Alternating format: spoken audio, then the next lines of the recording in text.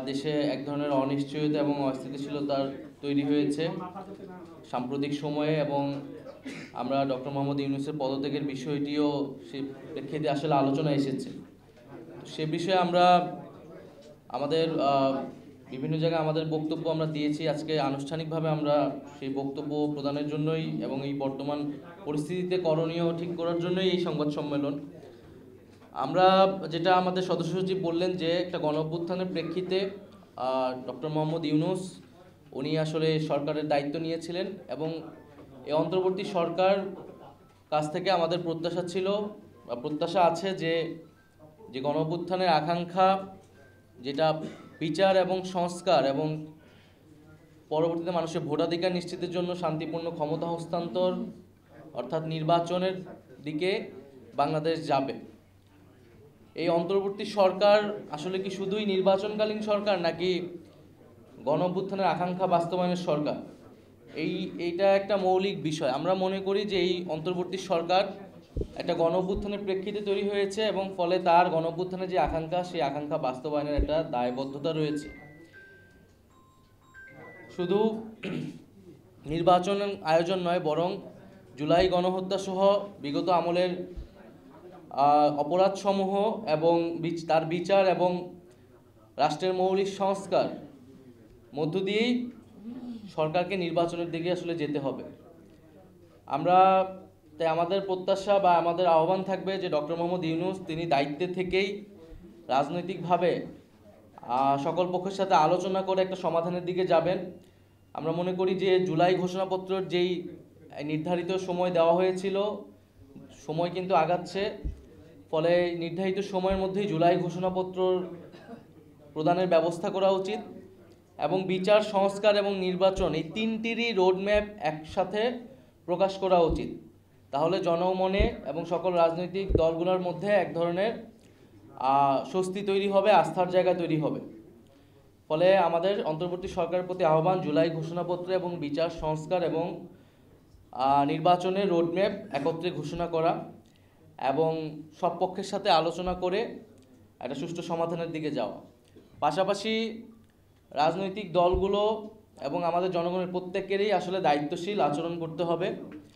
বাংলাদেশের বর্তমান পরিস্থিতি, জাতীয় নিরাপত্তা এবং ভবিষ্যৎ গণতান্ত্রিক বাংলাদেশের কথা ভেবে সকলেই সেই দায়িত্বশীল আচরণ করব আমরা, এবং একটা আলাপ আলোচনার মধ্যে দিয়ে সমাধানের দিকে যাব, সেটা আমাদের প্রত্যাশা। দ্বিতীয় আরেকটি বিষয় হচ্ছে, সেনাবাহিনীর পক্ষ থেকে 626 জনের একটা তালিকা, যেটা আমরা দীর্ঘদিন ধরে শুনে আসছিলাম, সেই তালিকা প্রকাশ করা হয়েছে। তো এই তালিকাটা যদি আরও আগে প্রকাশ করা হইতো, এটা তো আসলে 18ই আগস্ট বা অগস্ট মাসেরই ঘটনা, তাহলে আসলে জনমনে কিন্তু কোনো ধরনের সন্দেহ এবং শঙ্কা তৈরি হতো না, এবং এক প্রতিষ্ঠানের বিরুদ্ধে কেউ কথা বলার সুযোগ পেত না। তো সেনাবাহিনী আমাদের দেশের সার্বভৌমত্বের প্রতীক।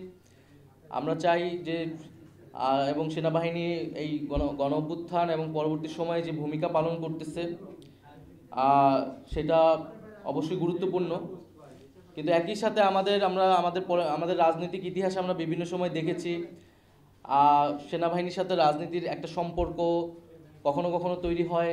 আমরা 1/11-এর ঘটনা জানি। এই সকল ঘটনা কিন্তু আমাদের গণতন্ত্রের জন্য, আমাদের রাষ্ট্রের জন্য এবং আমাদের সেনাবাহিনী প্রতিষ্ঠান হিসেবে কারোর জন্য কিন্তু কখনোই ভালো ফলাফল নিয়ে আসেনি। ফলে সেই বিষয়টা যাতে আমরা সকলেই বিবেচনা করি, যার যেটা কাজ, যার যেটা দায়িত্ব, সেটাই যাতে সে পালন করে। আমরা বিগত আমলে রাষ্ট্রের বিভিন্ন প্রতিষ্ঠানকে দলীয়করণ করা হয়েছে। আমলাতন্ত্র, পুলিশ, সেনাবাহিনী এবং নানা ধরনের তাদেরকে দিয়ে মানবতা বিরোধী কাজের অভিযোগও তাদের বিরুদ্ধে রয়েছে। ফলে প্রত্যেকটা প্রতিষ্ঠানই এই সময়টা এসে একটা বিচারের মধ্য দিয়ে যারা অভিযুক্ত তাদেরকে শায়েস্তা করবে এবং প্রতিষ্ঠানগুলোকে রাষ্ট্রীয় জনগণের প্রতিষ্ঠান হিসেবে পুনঃপ্রতিষ্ঠা করবে, এটাই আমাদের প্রত্যাশা।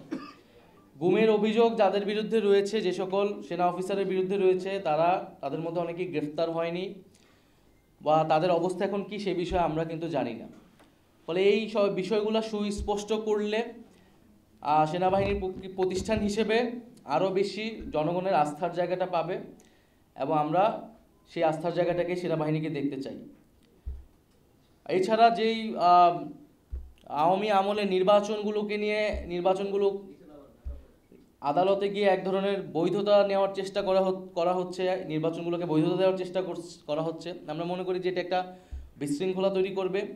আওয়ামী আমলের সকল নির্বাচনকে কিন্তু আমরা ফ্যাসিবাদ বিরোধী সকল রাজনৈতিক দলই অবৈধ হিসেবেই ঘোষণা করেছি, অবৈধ হিসেবে আখ্যা দিই।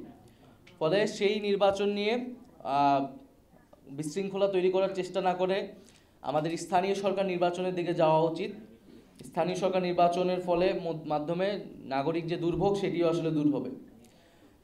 আমরা নির্বাচন কমিশন নিয়ে বলেছি, নির্বাচন কমিশনে আমাদের যে কর্মসূচি ছিল, নির্বাচন কমিশন যে নিরপেক্ষতা, যে আস্থা, সেই আস্থাটা হারিয়েছে বলে আমরা মনে করছি। নির্বাচন কমিশন যদি সেই আস্থার জায়গা ধরে রাখতে না পারে, তাহলে এই নির্বাচন কমিশনের পক্ষে একটা সুষ্ঠু নির্বাচন দেওয়া সম্ভব নয়। ফলে নির্বাচন কমিশনকে সেই আস্থার জায়গায় আসার চেষ্টা করতে হবে, অথবা তাকে দায়িত্ব ছেড়ে দিতে হবে বলে আমরা মনে করি। সর্বশেষ, যে দুই ছাত্র উপদেষ্টা অন্তর্বর্তী সরকারে রয়েছে, তাদের সাথে জাতীয় নাগরিক পার্টির কোনো সম্পর্ক নেই। তারা গণ-অভ্যুত্থানের প্রেক্ষিতে গণ-অভ্যুত্থানের প্রতিনিধি হিসেবেই সেই সময় সরকারে গিয়েছিলেন, আমিও তাদের মধ্যে সেই সময় একজন ছিলাম। তারা যদি রাজনীতি করতে চায়, নির্বাচন করতে চায়, তাহলে তারা সরকারের থেকে সেটা পারবে না, তখন তারা সরকার থেকে বের হয়ে তাদের মতো সিদ্ধান্ত নেবে। কিন্তু তাদেরকে জাতীয় নাগরিক পার্টির সাথে সংযুক্ত করে এক ধরনের অপপ্রচার এবং তাদেরকে হেয় করার চেষ্টা করা হচ্ছে। আমরা বলবো যে এটি খুবই উদ্দেশ্যমূলক। গণ-অভ্যুত্থানের প্রতিনিধি আকারে তারা গিয়েছে। আমাদের শহীদ পরিবার এবং আহতদের পুনর্বাসন, বিচার, সংস্কার, এই গণ-অভ্যুত্থানের আকাঙ্ক্ষাগুলো তদারকি করার জন্যই তারা গিয়েছিল। ফলে এটা তাদের সিদ্ধান্ত, তারা সরকারের থেকে কখন বের হবে বা আদৌ হবে কি না। কিন্তু আমাদের প্রত্যাশা যে গণ-অভ্যুত্থানের আকাঙ্ক্ষার ভিত্তিতে সরকার গণ-অভ্যুত্থানের বৈধতা, সেই আকাঙ্ক্ষাগুলো বাস্তবায়নে ছাত্র উপদেষ্টা সহ সকল উপদেষ্টা একত্রে কাজ করবে। ফলে দুইজন ছাত্র উপদেষ্টাকে জাতীয় নাগরিক পার্টির সাথে সংযুক্ত করে যে অপপ্রচার, আমরা তার নিন্দা এবং প্রতিবাদ জানাচ্ছি। তো সামগ্রিক বিষয়ে কয়েকটা বিষয়ে আমাদের আজকে আলোচনা ছিল। আমাদের মনে হয়েছে যে আমাদের স্পষ্ট করা প্রয়োজন জাতির সামনে।